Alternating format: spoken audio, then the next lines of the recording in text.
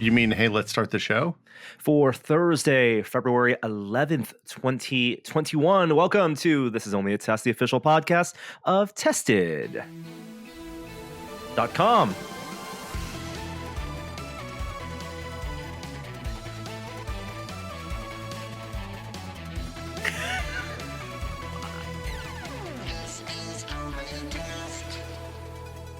Holy smokes. This is a week that you should be watching the video version of this podcast. Hello, YouTube audience, if you're watching the video. But if you're the audio listener, if you're a subscriber, stay subscribed. We love you. But there's some wacky stuff going on. Let's start off with our special guest this week. Jeremy's out, busy with his full-time job. Will is here, rocking his epic beard and also an epic sweater. Look, it's time to celebrate Windows 95, Norm. I agree. So was it a hard choice between the 95 sweater versus the XP sweater, which also I thought looked pretty good? The XP sweater was a much better looking sweater, I think. But in the world of ugly sweaters, the little dots on the shoulders for the Windows XP sweater really, really do some incredible work, I felt like. So... Stand up, kid. I want to take a look at this. So for people listening just the audio, Will's here, of course, and he is rocking what looks like a very comfortable knit sweater. It's mostly white in the There's one problem though, Will. The green there are screen. 4 colors in the Windows logo. Oh my He's key. And Will has a green screen, so that produces a hole in Will's body. Wow. It's very uncomfortable, but I think I can get it surgically fixed. So not only is it the Windows 95 pixelated logo blown up and knit right in the center of your chest, but the tail of the windows, that pattern, that speckly snowflake pattern, is then put across the top and the sleeves of the sweater. What design? Where is the sweater from? This came from Microsoft. This was on I think the Xbox merch store maybe last year. The thing about this, so this is like this logo, the XP logo, and then the current Windows logo are like the 3 evolutions of those logos over the last 25, 30 years. And it's like this one's really good. It's a good ass logo. I don't know. It's evocative of the design sense of the times, also the art tools, design tools. They probably made that in MS Paint. Whatever graphic designer was forced to make that. Norm, they had a paint sweater too. Oh my God. The paint sweater was not as good. I thought that it was a tie, but it was like Windows XP or Windows 95 were I had to roll old school also. So I mean, do you hear the music every time you put it on? do. Have you seen the acapella group that sings the Windows sounds? It was so uncanny. It's this it was 4 or 5 Asian acapella singers that would do the series of Windows related sounds, everything from emptying the trash to the startup music to the error sounds. It was incredible. Everyone should look it up. And we've already reached peak celebration of the Windows XP logo, Will, when you were running Max PC, the kite that you had commissioned. Oh yeah, to recreate the logo. It was a 4-foot wide kite. Norm, it's in my garage. I wish you brought it out. One of these days, we will go flying that kite in Pacific. It actually flies, right? No? It should fly. It's missing. It needs a tail. We didn't put a tail on it because we didn't want it in the photo. But we got an 80-foot cherry picker and we dangled it 50 or 60 feet off the ground. And the photographer and I were up in this cherry picker. I had 2 fishing poles that were 10-foot long fishing poles with the kite hooked on the corners so I could angle it and camber it and get it the direction I wanted. We hooked the bottom to the cherry picker so it would tilt the right way. And then we made Nathan Edwards, formerly of Wirecutter and Maximum PC, stand underneath the cherry picker and get in the right position so it looked like, and then mime flying the kite. It was a very good cover that sold 8 copies because nobody cared that it was a kite. Was the tagline of it "Make Windows Soar"? I believe so, yes. Yeah. That seems right. You come up with that tagline and then the art department meeting, hey, I know someone who can make a kite for you. Yeah. I mean, secretly, I just wanted to make a kite, so. And you knew they would not want to keep it. Who wants to store that stuff? It's like Hollywood props. I think that was a Windows Vista, Windows, maybe I didn't even mean a Windows 7 cover. I can't remember. It's probably Windows Vista. Vista needed help making it soar. Vista needed. Kishore, you seem to have a filter on. I was gonna say we have Kishore here, but no, we have another special guest. I'm a person. I'm not a cat. Well, welcome to the show, Cat Shore. You know what? I initially was like, oh, this will be a funny bit to come on with the cat filter like the lawyer for a bit. And now I like it. So I'm just going to keep it the entire show. Your ears are very expressive. I think we're getting a lot of your real human eyebrow emotion through the ears. What's I think impressive is you're getting much more of my facial expression than you do normally, because it actually just took out my glasses completely. So right. I don't know. Maybe this is just my default setting going forward. I mean, as long as it's not, you're not in a legal environment, right? You're not a lawyer. This is this built-in Zoom feature. I didn't even know this was a thing that Zoom did. But no, I'm using Snap Camera. Is it so it's an app that works that sends interrupts the signal from your camera to Zoom, and then it's a virtual camera. Got it. Will, where's this coming from? Is this from? This is Zoom. This is apparently Zoom. Okay, has the children stuff. Where do you access this? We have regressed to like a week into the pandemic, because this was like the thing that you did a weekend. We were like, hey, everyone's on video conferencing. Let's mess with like filters and fun stuff like backgrounds, and we're back there. I love how it all comes full circle. What do you mean backgrounds? I'm sitting in the woods right now, Kishore. With are you friend, hunting Sam for Neill. wilder people? Is that and yeah, it's wilder people. But I'm just on location. It's wilder people hunting for the wilder people too. Hunting. Well, New Zealand is the safest place on this planet right now, so I agree with the choice. If we could only all be in New Zealand. Oh my gosh, I want to be in New Zealand so bad right now. Auckland specifically for that Weta workshop exhibit. But okay, enough catching up. We have a bit of news. Actually, not a ton of news, but a lot of pop culture stuff to talk about. So let's move on to our top story.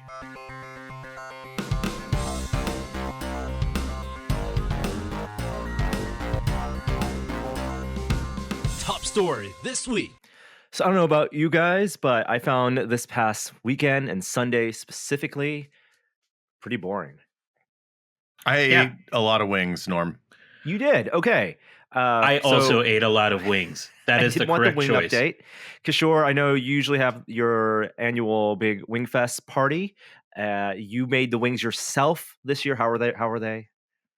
Great. I think Will and I did the same thing. Like when you're at home, like getting out like a deep fryer is just not worth it for the mess and the cleanup and the waiting for the oil to cool down, all that kind of stuff. So everyone, I think, has largely gathered around Kenji's oven-baked wing recipe, which uses a mix of baking powder. He now adds a little cornstarch and a little bit of salt. Oh. He tends to, I think, use a little too much salt, but c'est la vie. Coat the wings, let them air dry, and then cook them at 450 degrees, convection on if you have it. And you can get a really crispy, blistery crust because the baking powder reacts with water on the surface of the chicken to create these like little air pockets. And as it cooks at high heat, it creates almost like a crackling type texture on the wing.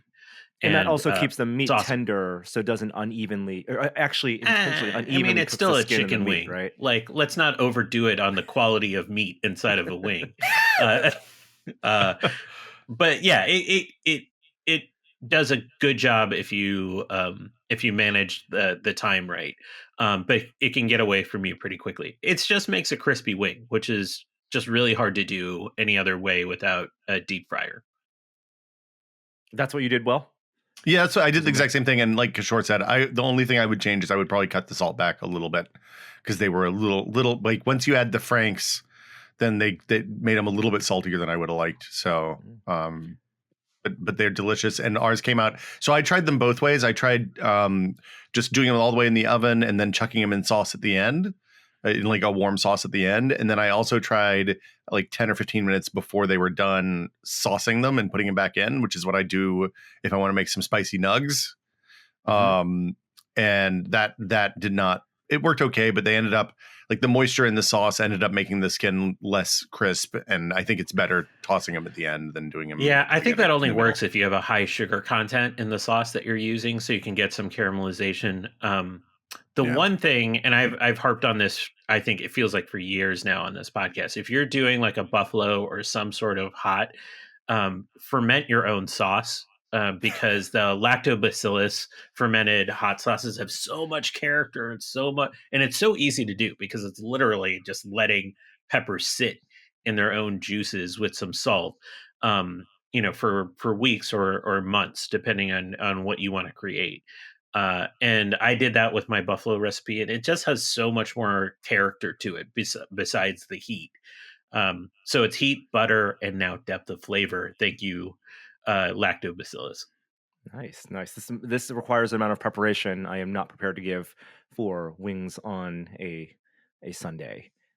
Even for it's actually not too bad, Norm. It's literally like putting wings into the fridge overnight or for a few hours, and then cooking them for like 45 minutes in an oven. Well, and then the nice thing is when you're ready to cook them, you literally take the sheet pans out of the fridge and just chuck them straight in the oven, and you're good to go. It's like 20 minutes. Also, I saw you this weekend. I think I had a very nice visit. We were distanced. We were far. Distanced, Will. We were distanced. We have to practice what we preach. We did a drop. A pickup? No, was it a drop? It was a drop off and a pickup. Yes. Yeah. Yes. It was a very. Yeah. Did you trade children? What is this drop off and pickup? Gosh, I wish. Oh, that wouldn't be socially distant.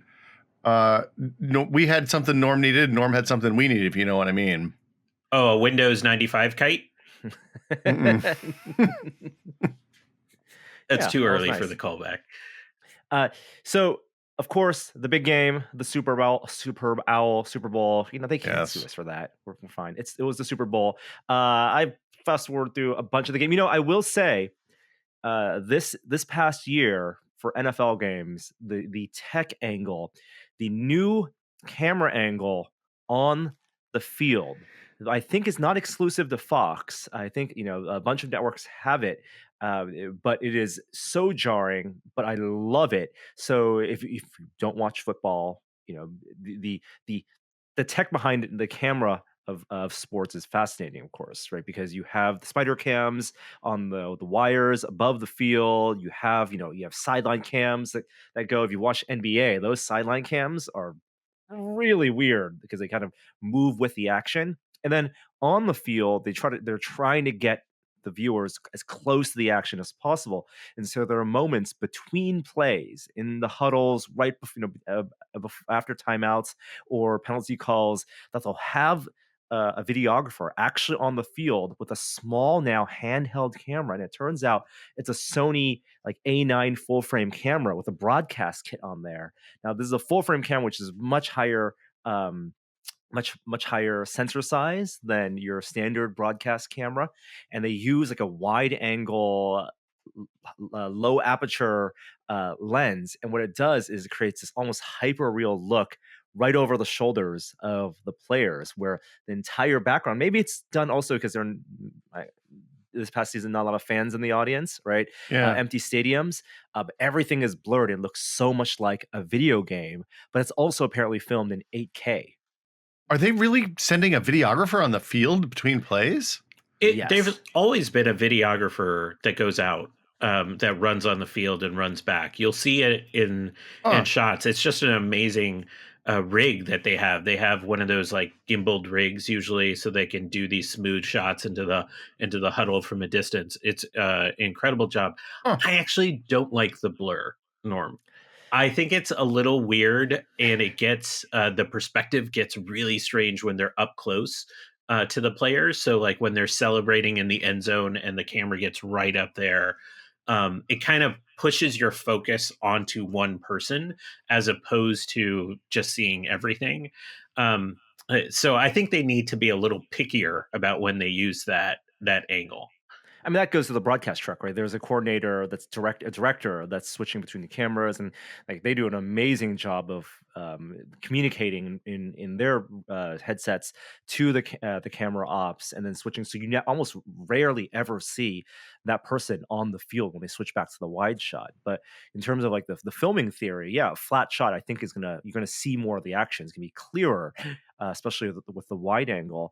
But I think they do the the low depth of field, the low aperture big sensor for us, because the stands have been empty, and they don't want to show the empty stands, but it really looks like a video game developer like rendering hack. It's like Oliver Stone's Any Given Sunday, but real. Yeah, and it's filmed at like I think 60 FPS, or you can play it back, real smooth, and so it has an extra bit of video game look. It's jarring. It's very noticeable. You can find clips of it online where it's almost like looking at Madden back in the PS2, PS3 era of how shiny and how low depth of field these looks are. The one thing I'm still surprised we don't have yet, with all of these camera tricks and the ability to sort of track objects, we are still watching replays be like, where is the ball? Did it cross the line? Like all that kind of stuff. The fact that we don't have like some sort of ball tracking where they're able to sort of superimpose in the middle of a mess of people where the ball actually is, feels like the technology that is just a miss right now. I mean, the glowing hockey puck was a big failure, though, and you're talking about some type of augmented view. No, but that's different. I'm not talking about live. I'm talking about on replays where we're like, did this guy fumble? And like, where's the ball? Did it cross like the plane of the goal? Like, they should be able to superimpose where the ball is on replay. But the dark secret of football has always been that the placement of balls after the play is always kind of arbitrary and up to the ref, right? 100%. Like they do the best they can, and they're not. I'm not implying that there's any kind of skeeziness on the part of the officials, but like there's 8 people in a huge pile. The ball's at the bottom, and the ref kind of sees where he can tell it is, and the entire time up until the moment the ref sees the ball, the players are jockeying to move it 3 inches forward or 3 inches back. So like, it's not an exact science. I don't know that golf, adding. Where the players are putting the quarter or the silver dollar down where their balls are. So it's a little bit of just trust there. There's a lot of good ball talk for the next outro, so nice. Hope people enjoy that. Well, hockey tried to put a chip inside of pucks this year, but it was actually, the players kind of pushed back against it because it was sort of bouncing weird on the ice. I'm just surprised there isn't a chip inside of the footballs at this point that'll allow that. Well, it's a much bigger field than a hockey rink too. So like, you're wireless. They have to design it right. There's miniaturization, but I bet it's got to be like woven in a certain way, right, for the weight distribution, especially for football, where weight distribution is so important and the way it spirals and the way how much it's inflated, right? It's like a little ball inside it that just bounces around inside the ball while it's throwing, right? That's fine. Wobbly ball. It's nothing wrong with that. So the other big thing, of course, the big commercials and the trailers. All the trailers are now on YouTube. The massive campaigns. I will say the Reddit 5-second commercial didn't play at all for me. I thought it was funny. I laughed. I mean, the fact that they played it twice kind of ruined the whole thing. It was fine. It was totally fine. They have more marketing budget than that. Whatever. The big arc, the commercial arc was paid for. It was a house ad essentially, right? It was on CBS. So CBS All Access is now becoming Paramount Plus as of March 5th. And they had a big multi-commercial campaign with all the stars climbing the Paramount Mountain. And the funny thing is, you could tell they were all filmed in different places with similar lighting and then composited together. And I thought it was actually quite good. Hilariously badly, but it kind of worked, right? It kind of worked. Totally kind of worked. With fictional characters, animated characters, and then you had Jean-Luc Picard at the top of the mountain. I liked... Oh, go ahead, Kishore. I was going to say, the only thing that was weird about it to me is like, why wouldn't you launch Paramount Plus before the Super Bowl, the most watched TV event of the year, and then get people to sign up for that instead of being like, go on CBS All Access and watch it and then eliminate the service in 2 weeks? Look, Kishore, they secretly launched Paramount Plus like 3 years ago. I think it's because they want people to watch Super Bowl to watch The Equalizer afterward, right? It's different P&Ls. You have the broadcast CBS folk who are like, we need the 100 million people watching this to stick around. Don't go on your phones afterwards. Stick around and watch Queen Latifah knock some heads, and then we'll remind you with a big ad campaign, so the marketing department can do their job on come March 5th for people to sign up for Paramount Plus. Can we just talk about I was watching those ads for Queen Latifah in the Equalizer reboot, and I suddenly understood the generations of people before us who have gotten old and suddenly gotten into detective shows featuring their favorite stars from yesteryear. Because I was like, oh man, I would watch Queen Latifah as like a private investigator that beats ass and just does the right thing for the wrong way. And then I was like, wait, that's why people watched Matlock and Blue Bloods and that show with Ted Danson where he was a detective, and Murder, She Wrote, and Nash Bridges, and oh no. You know what's funny is I think I saw somebody on Twitter post this, like a TV schedule from 1985 versus 2021, and it's like MacGyver, Magnum PI, The Equalizer, all shows that were on back then are back on the air now. Grey's Anatomy. What we need is a new curated TV guide where it just has the same amount of content that TV Guide had 20 years ago, but it's curated just for us old folks who only want the catnip for old people. Yeah. This TV is non-threatening. Trailers aplenty. The big one, of course, The Falcon and the Winter Soldier, the Disney Plus show. This looked expensive. This show, I think it's only 6 episodes, I want to say, but Anthony Mackie is, they've said that they've been filming this just the exact same way they would have filmed a Marvel movie, probably smaller crews, probably not. It's not like a $200 million budget. Actually, it might be up there. Disney has said they're willing to spend up to $25 million an episode, which is bonkers. Wow. For this. Up to, not every, maybe like one of the finale episodes, the big payoff, and a lot of that probably in the effects. But this looks like a MCU movie stretched out into a serialized TV show. I'm sure it's going to be not quite that throughout the entire series, and we saw snippets of them just sort of developing their character in a room too, and I think we're going to get more of that.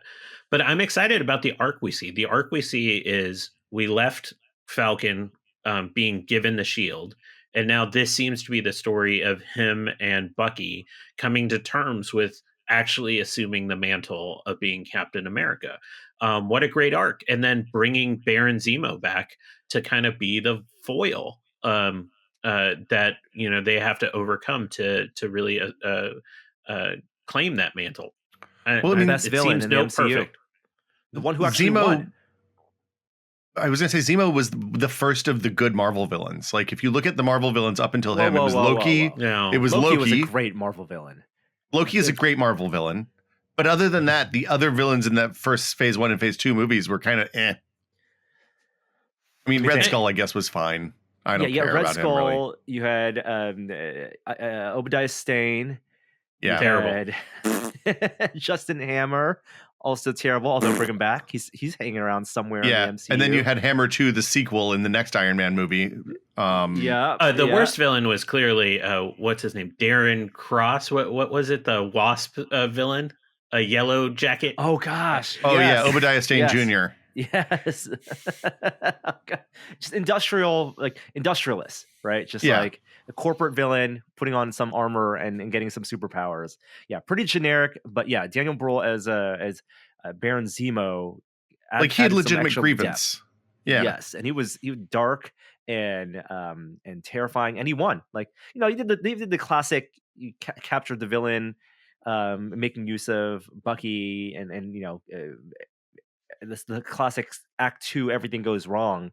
But yeah, nice twist there. And he gets his mask here. Mm-hmm. There also was a glimpse in the trailer of perhaps another antagonist.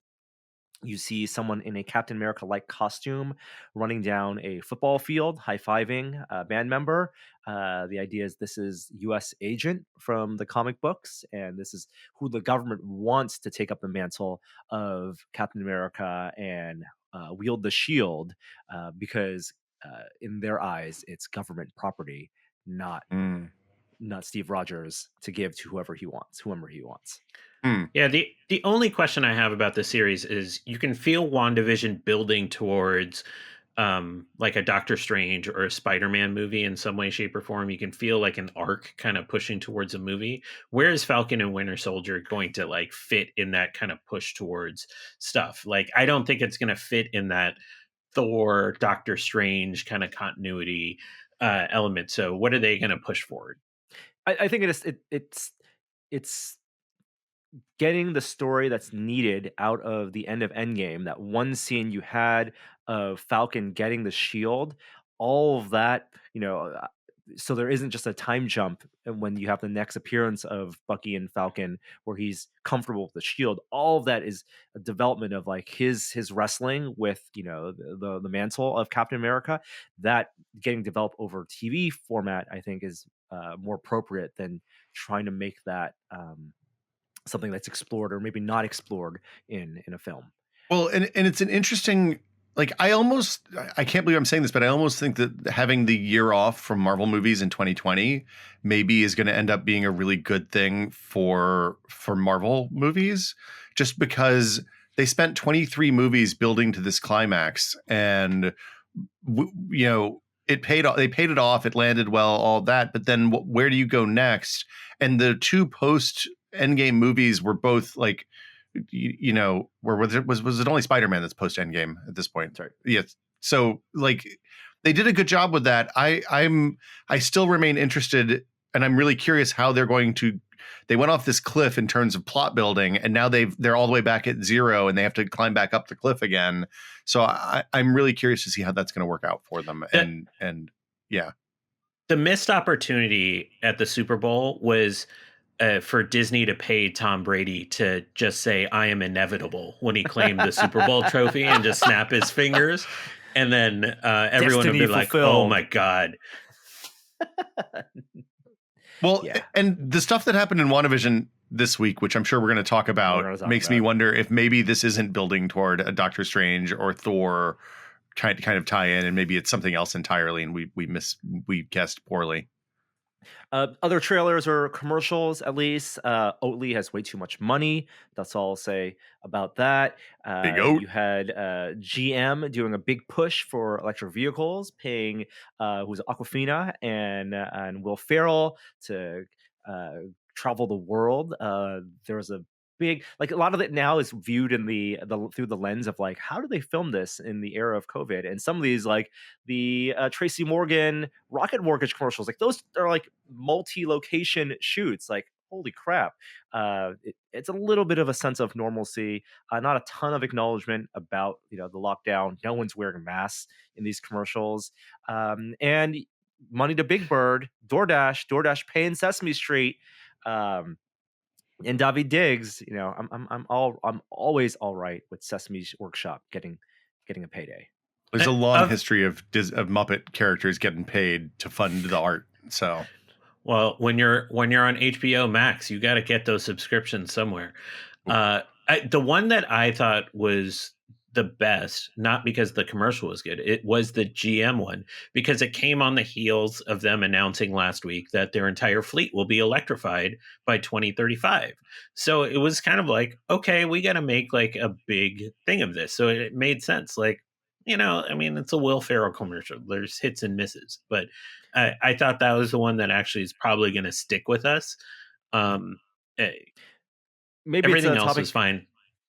More appropriate for tech news, but I do feel like in the coming year or two, the way we talk about electric vehicles and the way the public's gonna have a much better understanding and critically think about electric vehicles and battery technology specifically, and motors. Like, this is all stuff that we just refer to. Chevy and the Bolt and Tesla. Those are the ones that most people know. And yes, you can scrutinize all the speeds and feeds of the new Model S or the Model Y. But once you have manufacturers who are tapping into different battery technologies, there's going to be a lot of nuance, and the shared language of not miles per gallon, but watt hours and miles on a charge will only be this kind of surface level stat that they're going to sell on. But there's going to be a lot more to dive into, very reminiscent of when we were all covering smartphones and laptops and that technology maturing. I mean, for goodness sake, we have a electric Mustang that's coming out. Like the quintessential American muscle car is now an electric vehicle. So like this is just, what's ahead in the next few years.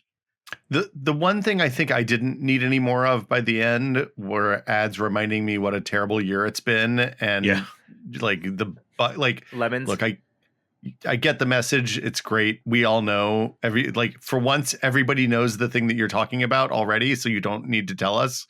We're fine. Just do something make Costanza say something funny again. Bring Jason Alexander back out again. That's I don't need to know how great we're all doing.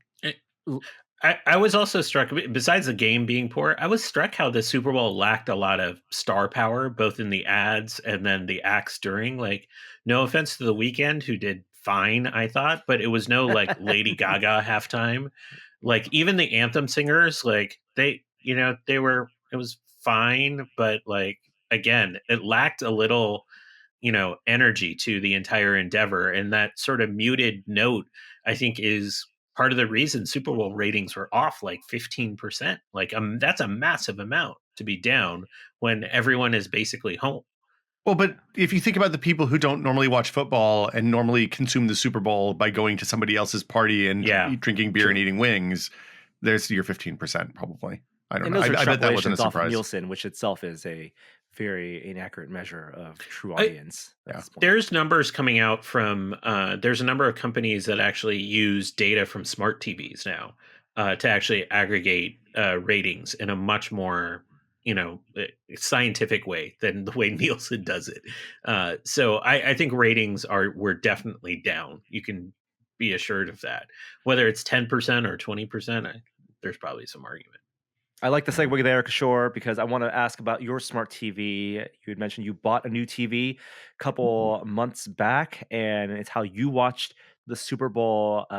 You were one of the first subscribers of YouTube TV back when it was $40 a month. They've since now it was $35 when I signed up. That's insane. Oh my! Bring me back to the good days of Hulu's still $45 a month for YouTube TV and Bitcoin at only $25,000. Oh, sell me that Bitcoin for $25,000. Please. But now you're off YouTube TV. How did you watch the Super Bowl? You have you had an interesting solution. Yeah. So first of all, I canceled YouTube TV because those services have just gotten too expensive at this point at $65 a month. I don't think it's worth it. I bought a TCL Series 5 because I needed a TV for my back bedroom and it was fine. And I guess I'm okay with people spying on me while I'm watching TV in my bedroom. But it had a Roku integration. And since I went OTA and I didn't want to mount an antenna,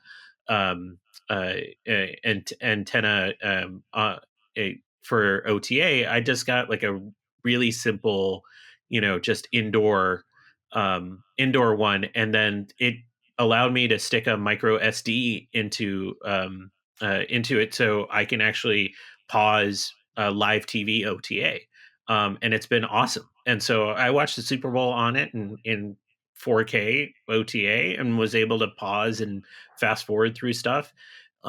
It's amazing. I feel like there should be a resurgence in OTA, and there's a lot of services that support DVR with OTA that I think might get a resurgence with the streaming wars going on right now. And this is OTA, not even the next gen TV ATSC 3.0 standard, which is, was 2020 was supposed to be the big rollout, the big debut for those in a big media market. That's been real slow. And I think it's only in a very select few places right now. This is just your standard HD OTA antenna. But the way I understand it is it takes that coaxial signal that you would get with OTA and it allows you to buffer, basically create a HD buffer. You said up to half an hour? That's 90 crazy. Minutes. 90 minutes. Wow. And then do you have an antenna plugged into your TV? Is that how you're getting your OTA? Yep. And then I also use a service for a different TV called Lowcast that is free OTA, and you can it's donation supported, so that in I think it's something like 30 markets you can get OTA over IP. So this is this would have been so useful 20 years ago when we lost the Olympics here because our local OTA NBC went to San Jose as opposed to San Francisco. But basically, if you can't set up an antenna, someone in your local network, in your local market, is taking all that broadcast OTA signal and then redistributing it over IP. So it's an app, right? You download the app on your TV. I use it on my Roku. On Roku, and it is exactly those channels just over your internet with commercials and all.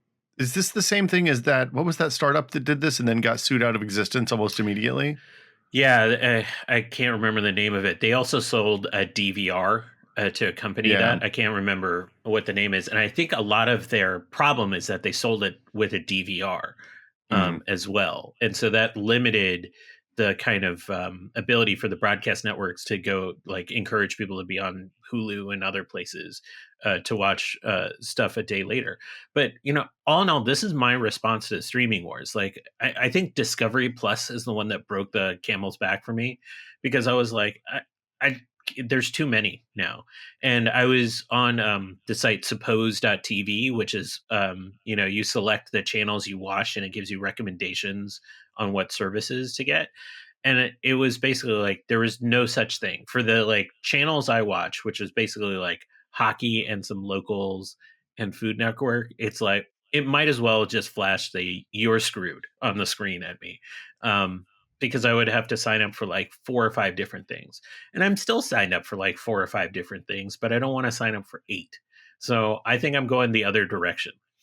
Yeah. Well, we turn stuff I actually pay the Apple tax to subscribe through iOS so that I can just turn it on and off from my Apple control panel, because it ends up being a lot cheaper to pay $1 more for the 5 or 6 things that I'm signed up for, and then be able to turn them off as soon as we CBS All Access goes away the moment I finish watching whatever the new Star Trek thing is, and Gina finishes whatever she's watching, and then we flip back on Criterion or something else. So we dip in and out all the time and try to keep 5, not counting Amazon, which you just pay for. Yeah. They get you. They got us one way or the other. Monopoly. They just get you, or with the annual subscription. So sites to check out: suppose.tv. You referenced Kishore. There's a service that lets you kind of help you curate the content you actually watch and give you recommendations as to what services to subscribe for. Locast.org. That's LOCAST.org is the IP broadcast OTA over IP app service. Donate to them if you want to support them. And good tech angles, good recommendations for watching all this content. All right, before we move on to our formal pop culture segment, which will be a WandaVision discussion, I want to let you know that this week's episode of This Is Only a Test is made possible with support from Storyblocks. We all know that video is the most effective way to capture someone's attention, especially with video filters. But storytellers of today are challenged with creating more video content at a higher quality than ever before. Thankfully, Storyblocks makes it easy to keep up with the growing demands of modern video content, so you can bring all your stories to life and stop sacrificing your vision due to time, budget, or resources. Every creator should try out and have a Storyblocks membership, and with their affordable subscriptions, you can stay on budget while telling the best version of your story. They have an ever-growing library of, again, over 1 million high-quality stock assets, from 4K HD footage, After Effects and Premiere Pro templates, music, so important to video, images, sound effects, and more. And the assets are royalty-free. So if you try their unlimited all-access plan, you get unlimited downloads of everything in their library, which even stay royalty-free even after you stop subscribing. And it works for small teams and large teams. So if you're a marketing agency or just a start-off emerging YouTuber, you can find the plan for you. Again, these Premiere Pro templates, After Effects templates can really change the way your videos look and let you have a lot more fun with the video you're creating. Learn more and subscribe today at storyblocks.com/onlyattest. Again, that's storyblocks.com/onlyattest. All right, here's some pop culture.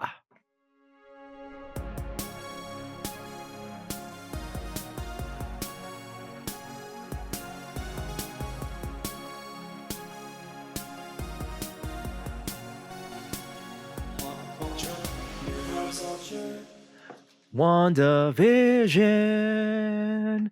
WandaVision, WandaVision, WandaVision. Boom. I'll turn off the spoiler lights to start. Initial impressions on this most recent episodes. Things are getting real. Will is mouth agape. This is a full-on horror show now, like a horror-themed show, and I love it. I love it now. Yeah. It was a slow burn, and I still stand by what I said, that if you haven't watched it, I think you should have waited and binge it forward. I'm in the minority here on that. But you can feel the kind of direction they're going. And it's becoming creepier every episode. I'm more unsettled each week, and that's a real testament to the kind of slow storytelling they're doing here. Yeah, and you know, the first 3 episodes were all set with the conceit of it being the sitcom format from the 50s, 60s, and 70s. There was last week's episode, which was all set in the real world. Spoilers. And then the format, at least, of this latest episode was split 50-50. And so you have some of that interesting world building, set design of an 80s TV show, a little bit of Full House, a little bit of Growing Pains, and now, but also cutting into the stuff happening with Monica Rambeau and Jimmy Woo and Dr. Darcy in the real world right outside of Westview. So suffice to say, this is an episode you absolutely should. If you're watching the show, this is one to watch because it has big things happen in this, and we'll get into the implications of those big things. But Will, agree? Big fan of this episode. I love. Once again, I wrote a thing on Tested a long time ago about how binge watching ruins good TV, and I have thoroughly enjoyed having this to look forward to on Thursday night or Friday morning. And I think it is a spectacular, like, if they land, like, I still am not sure they're going to land it, but the thing that they're setting up, no matter which way it goes, is going to be stupid and ridiculous and awesome, and I love it. So good for them. You know, there are a lot of examples. People say this show has a little bit of The Good Place vibes to it. Not at all. I mean, initially, in terms of the format, in terms of like what is this reality in the world? They've been not tonally, but in terms of like, but the thing that maybe you youngsters won't know out there, Stay Tuned. Do you remember that John Ritter movie from, like, what was it, like 91 or 92? I love that movie, and WandaVision has absolutely Stay Tuned vibes. Well, yeah, like. Yeah. So the comparison for me for this is still pulpy TV. This isn't Watchmen, right? This isn't something that's making a statement about the world. This is something that's about embracing our fandom and giving us some real meaty, weird stuff to chew on and a mystery to figure out. And I love that. But like, The Good Place is probably the smartest TV show sitcom for sure that I've ever seen. And I feel like these are not, like, we're not in that territory with this. This is just good, and it's pulpy, and it's not afraid to be really horrifying and stupid and like a pulpy novel. It's yeah. I will say the predictions, Kishore, you made on past week's episodes about potential antagonists, I think, are all coming to bear. They're really heavy-handedly, telegraphing who the villains are and who the potential antagonists are. I'm going to turn on the spoiler light so we can talk more specifically. So the big thing is you've actually had a portrayal of Wanda outside of Westview. Both in in camera footage, and also she emerges from the hex. And I couldn't believe that when we talked about this last week, the hexagon shape of the city being an allusion to the word hex, which is how they describe Wanda's powers in the comic books. That didn't connect for me until this episode. That was a lovely little nod there. And they foreshadowed it so hard, too, because they even went through the whole thing with her. Does she have a nickname? No, she's just Wanda Maximoff. No weird nicknames. Why a hexagon? Yeah. And then we're going to call it the Hex now. But also the director of Sword being potentially a villain in this show, I think that's probably a sure thing now. Wanda actually having to break into Sword to take the body of the Vision, that confirms the fact that it's not just a reality. It actually is the physical, the reanimated remains of the remains of the Vision, who was disassembled. That's actually a callback also to a vintage, like a Silver Age comic book where you had the Vision like splayed out all his like parts and nervous systems across like a giant Avengers tower floor as they were trying to rebuild him. Have you noticed the bad guy always calls him the Vision and everybody else just calls him Vision? Interesting. Yeah. Oh, that's weird. Yeah, there's probably a little bit of Measure of a Man in here, right? Like Sword is, in the 2 weeks ago episode, and as Monica Rambeau was going back to Sword, and they talked about the changing directives after post snap. Sword is diving into AI, and Vision didn't want to be reanimated because he didn't want to be turned into a weapon. And it's very clear that maybe the powers that be running Sword wanted to exploit his technology, and that's what Wanda. That's the impetus for Wanda reclaiming his body. Is Sword built from the ashes of S.H.I.E.L.D.? Is that the thing I don't know from not reading the comics? Yeah, kind of. I mean, they've always been focused on extraterrestrial stuff, so there's common links, and they're making it stronger here with the idea of Nick Fury being involved in Sword in a much more from the get-go kind of way here. And there's a key Sword character that's in the comics that we haven't met yet. In this universe, the head of Sword, the real head of Sword. So I'm not. I think they are being much more heavy-handed about it being S.H.I.E.L.D. Part 2. Is the real head of Sword Thunderbolt Ross or something? No. Okay. It's nothing. It's no one we've met yet in the comics. If they stay true to the comics, it's a character we haven't seen before. Okay. But I will say that scene where she breaks into Sword headquarters, that was actually a scene that was supposed to be a credit stinger to Endgame. It was filled. I don't know if they filmed all of that before the show, but the actors indicated it was meant to sort of set up the death. And I think where we're heading is towards the callback of what was a theme of in Endgame, where he was asking her to kill him. And I think she's going to come to grips of letting him go, because so much of this has been about her grief, and I think that's going to be the emotional sort of punch here. We saw that in the tail end of Endgame when she was at the lake talking about it with Hawkeye. I think that's the real emotional punch we're heading towards. So do you think this is taking place after Endgame? Yeah, moments after. Yeah. So I forgot was in. It's post. It's post. Yes, you're right. It's post because the blip has happened. Yeah, the blip has happened, and it's before Homecoming. So this is like 2 weeks after Endgame, something like that. Well, so I guess then the question is this happening between the funeral? Is this happening before Tony Stark's funeral or after Tony Stark's funeral? Probably after. But hard to know. So my feeling is that this is evidence of her having a psychic break, and this is why she's behaving this way, because she doesn't seem to be fully in control of herself. And like answering the question of what happens if one of the most powerful beings in the universe goes mad with grief, like how do you handle that? How do you deal with that? Is like that's the kind of stuff I want. That's the kind of stupid comic book stuff I want out of these TV series. It absolutely is after the funeral, because the funeral scene is where she and Hawkeye talk about wishing Natasha could be there, and they both know that that we won at the end. That's where that scene was, and this happens after that. Okay. Oh, go ahead, Kishore. No, go for it. Neither will you speak. I was just gonna say I feel like if that's the case, I'm a little bummed, because I want this to be about her dealing with loss. It is.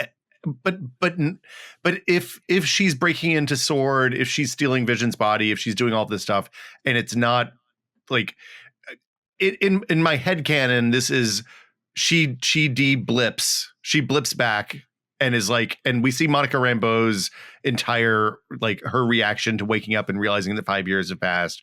We don't get a lot of that in Spider-Man.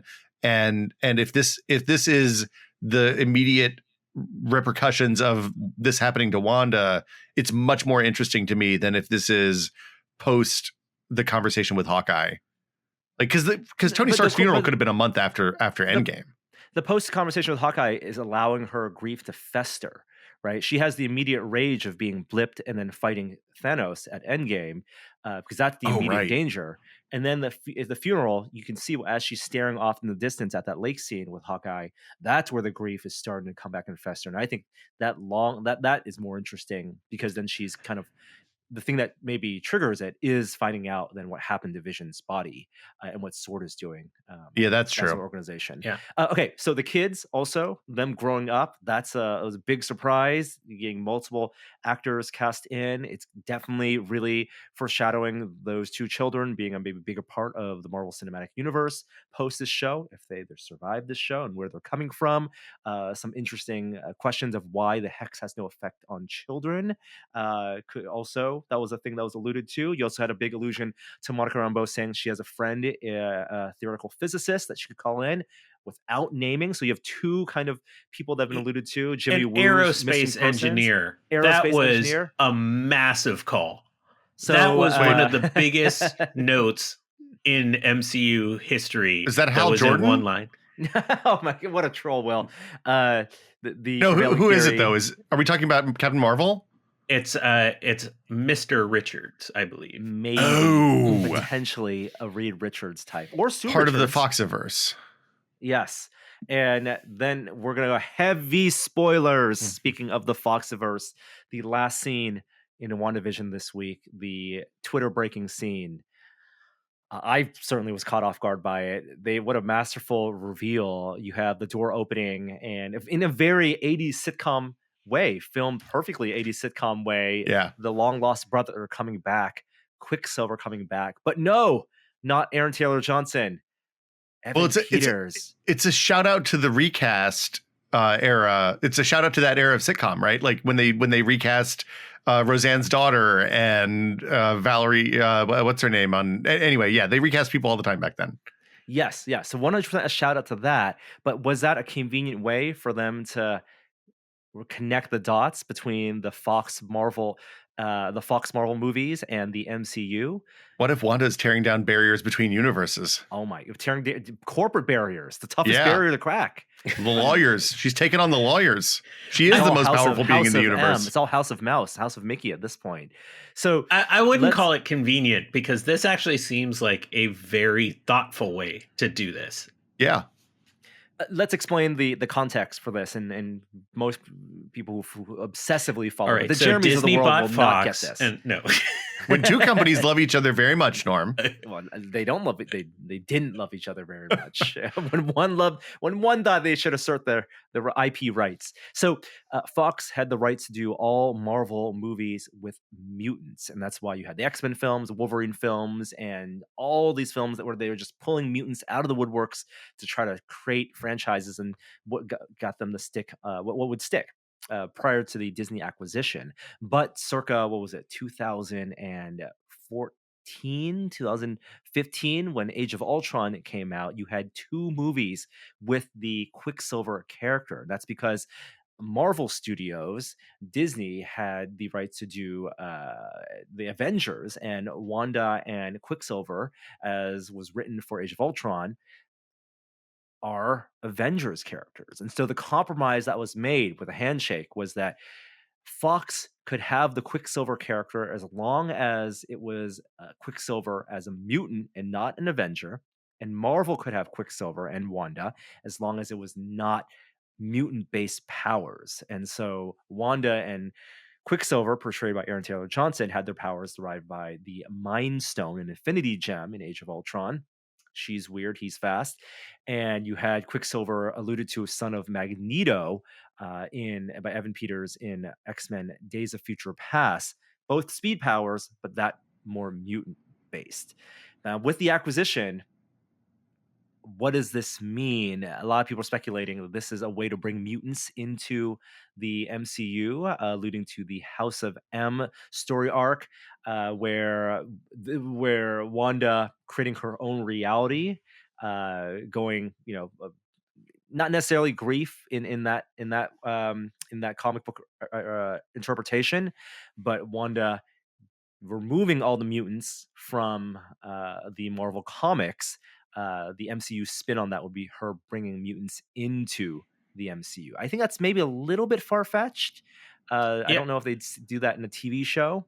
No, what this reveal did to me is, so it emphasized within this story that it confirmed that there's forces within this bubble that are manipulating her to the nth degree. And there's a villain we don't see. And somehow Catherine Hahn is aligned or working with or somewhat associated to that villain. That's just who's the Catherine localized Hahn? thing. The Agnes, neighbor. the neighbor. Agnes. Okay. Yeah, she definitely knows something. I mean, is involved in some way. There was the whole scene where she asked if they should redo the scene again, and Vision didn't know what she was talking about. The scene where Vision frees the Norm character at work, and he talks about how she's in his head.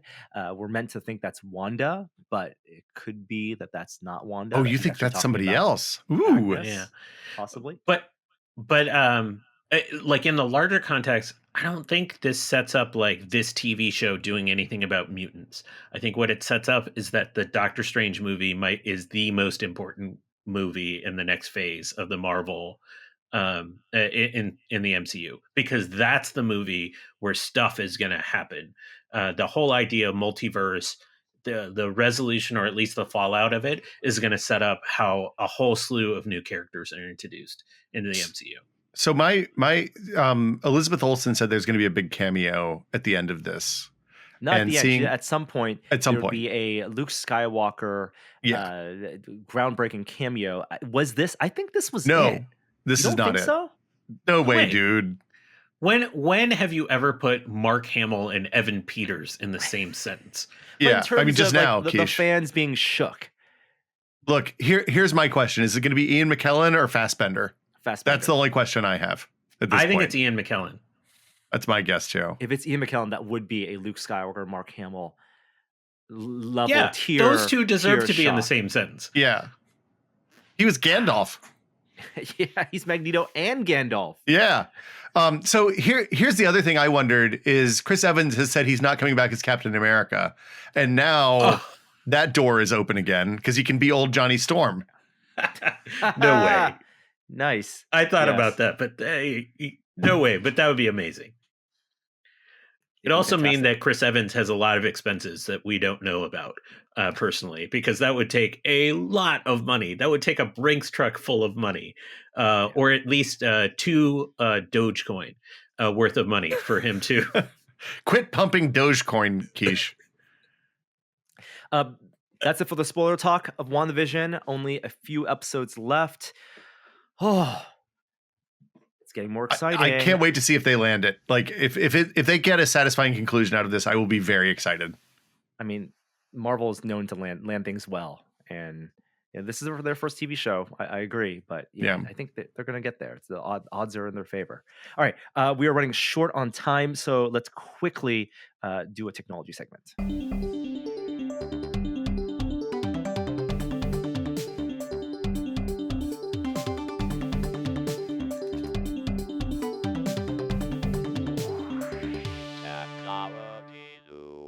Let's just do the first and last things we have on our list. The first thing, we were clued into this by a listener. Epic has a new tool called a Metahuman tool. I had known nothing about this, but you guys watched the video. What's this about? OMG. Like, this is a full-on create a photorealistic humans in Unreal Engine.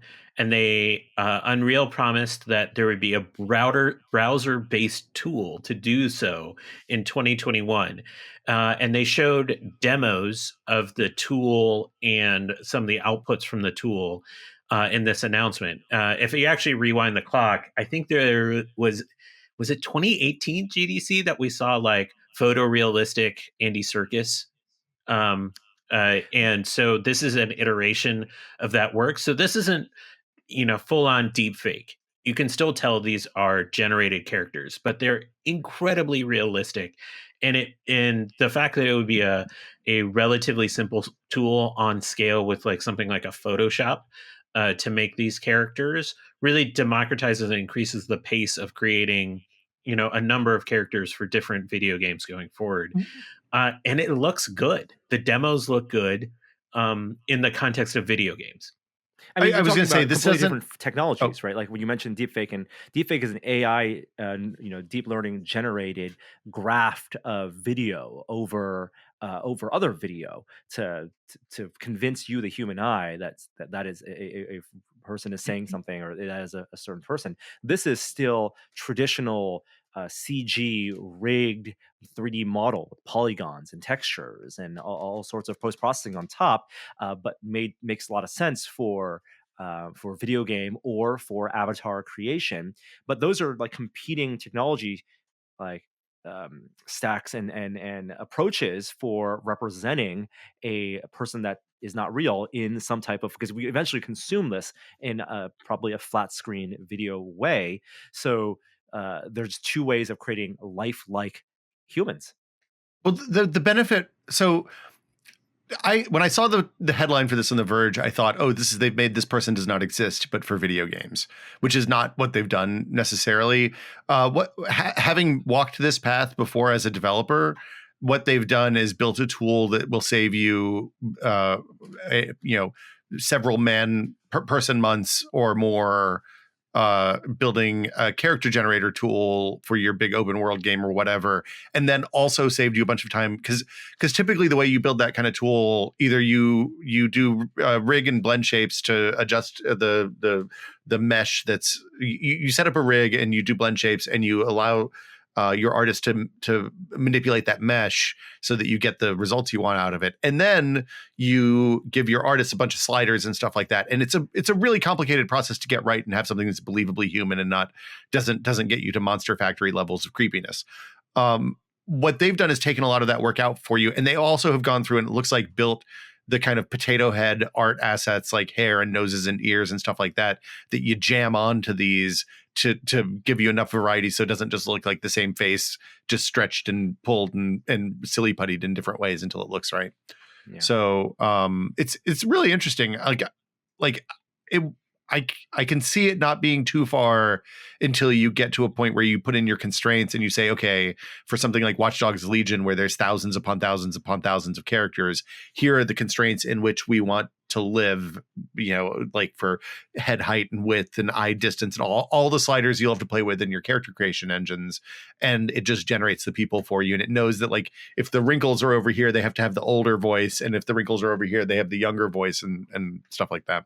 Well, if this is native in the UE5, then that gives opportunity for there to be a shared backend and library of these type of avatars, where if the developers and publishers license this tech, the character you create in a Watchdog or whatever actually uses UE5 will easily be portable over to another open world, and that type of flexibility is very powerful. It also portends that probably in 2 years, I'm going to create some really ridiculous looking avatars in a bunch of games, and it's going to be amazing. There's a bunch of news here about Apple rumor news that we're not going to cover. Hyundai not working with Apple, or maybe so, and Apple VR stuff. We'll save that for the future. The last bit of tech, though, SpaceX's Starlink, which we haven't talked about before, but this is their satellite-based internet service, which has been in beta for the past couple months now. You can sign up to be a subscriber, which won't come until at the earliest next year. But this has the potential to be a big deal. And when you think satellite-based internet, any type of remote internet wireless internet service, you're wondering what bandwidth and latency are. And from people who've tested Starlink internet, at least in the beta state, without the full satellite capability and coverage, they're talking about up to 100 megabits of stream and 20 milliseconds of latency in optimal conditions, which is not bad, especially for remote based places where, if you live in like a rural location without reliable stuff, that's awesome. Given like my parents live in a place like that, right? They have right now they have a 4G based wireless service that uses an antenna and a fixed antenna on a pole, because that's the only way they could get high enough to see the antenna on the mountain 5 miles away. And it's fine, but it's bad DSL. It's not actual real internet is what I would say at this point. And this is not to compete with fiber. It's to live alongside fiber. Fiber is still going to win out in terms of latency by an order of magnitude, plus bandwidth on an order of magnitude. But this is to compete with LTE and those type of services where you're talking about 50 milliseconds latency standard, and about that 20 to 50 megabits per second. This can be very practical for home internet. Cost wise though, it all depends on scale, right? Like how many people can they support in those areas, what the coverage is like, and they are sending satellites nonstop up to build that constellation of coverage, not just for internet, but also for emergency phone services and all type of communication, coming out of this private company, and may even spin off from SpaceX. Have they talked about what the network topology is like for Starlink? Are there downlink stations on the ground someplace that tap into the mesh in space? Or I don't know if it's a direct connection or not. I mean, what the last mile connection is. Well, yeah, the last mile is you're setting a tripod up in your backyard and you're talking to satellites. But the question I have is how many bounces across? Are you going to have 20 bounces from satellite to satellite, or is it going to go satellite to uplink to satellite to downlink like a more traditional communication satellite? I don't know. Will, it sounds like a great topic to maybe tackle in a future episode of Will and Brad Made a Tech Pod at techpod.content.town. I'm just saying, I'd listen to that episode. It is the kind of thing we would cover at techpod.content.town. Last week, we dug into kind of current state of VR. We had a wonderful guest from JPL on a few weeks ago talking about taking photographs on Mars, which I think is of interest to a lot of folks, and just kind of digging into the mechanics of what it's like to work with, a 250 million miles lag or whatever it is. If you think our latency is bad from satellite to Earth, their latency is real sketchy. And then we have some upcoming guests talking about things like the technology of booze and some other relatively interesting topics. I think you can find at techpod.content.town. Awesome. That means we are wrapping up the show. Sorry, no moment of science this week or a formal VR minute, but those segments will come back next week. I'm sure Jeremy and I are going to talk about the new season of Population 1 that we're excited for. And also the big story next week is, of course, the multiple Mars landings that we'll be keeping an eye out for next. We'll know by then, right? Yeah, I mean, already the Hope orbiter from UAE has entered orbit successfully, and so I think today we'll get word that the Chinese rover has entered orbit as well, and then next Thursday, is when Perseverance is landing at about 11:45 a.m. Pacific. I have to bounce. Have an awesome VR minute, and see everyone next week. All right, Kishore. We're going to wrap up with an outro here. So here goes an outro just for you and me, Will. Let's take a listen. Hi there, I didn't see you. Test it.